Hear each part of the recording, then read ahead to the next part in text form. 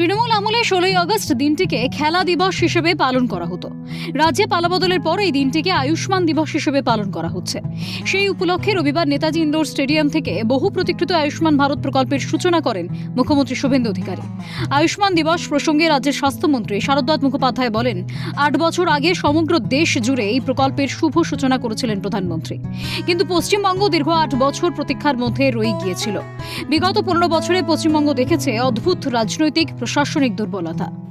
আজ 16ই আগস্ট, আজ আয়ুষ্মান দিবস।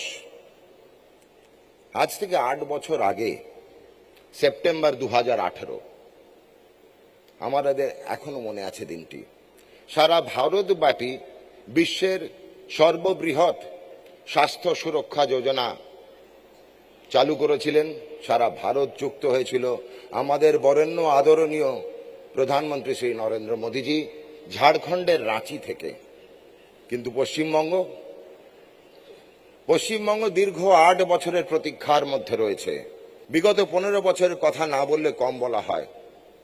বিগত 15 বছরে পশ্চিমবঙ্গ দেখেছে কি অদ্ভুত রাজনৈতিক প্রশাসনিক দুর্বলতা। বিধানসভা নির্বাচনের প্রচার পর্বে ক্ষমতায় এলে আয়ুষ্মান ভারত প্রকল্প বাংলায় চালু করার প্রতিশ্রুতি দিয়েছিল বিজেপি সরকার। কথা দিয়ে কথা রাখতে পেরেছে বিজেপি সরকার, তাই আনন্দিত জানালেন কেন্দ্রীয় শিক্ষা প্রতিমন্ত্রী সুকান্ত মজুমদার। এই আয়ুষ্মান ভারতের কথা মাঠে ময়দানে আমার মনে পড়ে যাচ্ছিল, আমরা কত চিৎকার করে মাইকে বলতাম যে আমরা আসবো, এলে পরে আয়ুষ্মান ভারত দেব।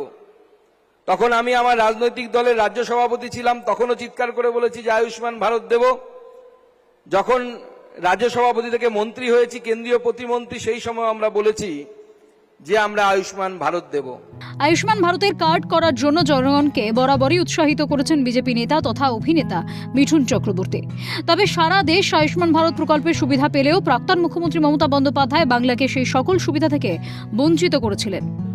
যত সভা অ্যাটেন্ড করেছি, যতগুলো, সেখানে চিৎকার করে বলেছি কি আয়ুষ্মান ভারতের কার্ড তৈরি করুন। তোরা বলতো করে কি হবে স্যার, এখানকার যে মুখ্যমন্ত্রী আছেন উনি তো করতে দেবেন না, কোনো জায়গায় সব জায়গায় ব্যান করে দিয়েছেন। তা কি আছে, আমাদের মিলিটারি হসপিটাল আছে, রেলওয়ে হসপিটাল আছে, সেখানে যান। এমনকি বসে বসে অনেক জায়গায় আমি আয়ুষ্মান ভারতের কার্ড করেছি। বাংলার জনগণ এবার থেকে যে কোনো জায়গায় বিনামূল্যে 5 লক্ষ টাকা অবধি চিকিৎসা পরিষেবা পাবেন, এমনটাই বক্তব্য অনুপ্রিয়া প্যাটেলের। तो आज 38,000 के अंदर एम्पैनल्ड हॉस्पिटल है। बंगाल की जनता कहीं भी 5 लाख रुपए का मुफ्त इलाज कर सकती है। বিগত 8 বছর ধরে আয়ুষ্মান ভারতের সুবিধা থেকে বঞ্চিত ছিলেন রাজ্যের জনগণ। রাজ্যের পালাবদলের পর এই প্রকল্প আনুষ্ঠানিকভাবে চালু হওয়ায় খুশি বাংলার আপামর জনগণ। ক্যামেরায় জনি মণ্ডল ও নিখিল দাসের সঙ্গে অভিরূপা সাহা ও মফিজুল ইসলামের রিপোর্ট, ক্যালকাটা নিউজ।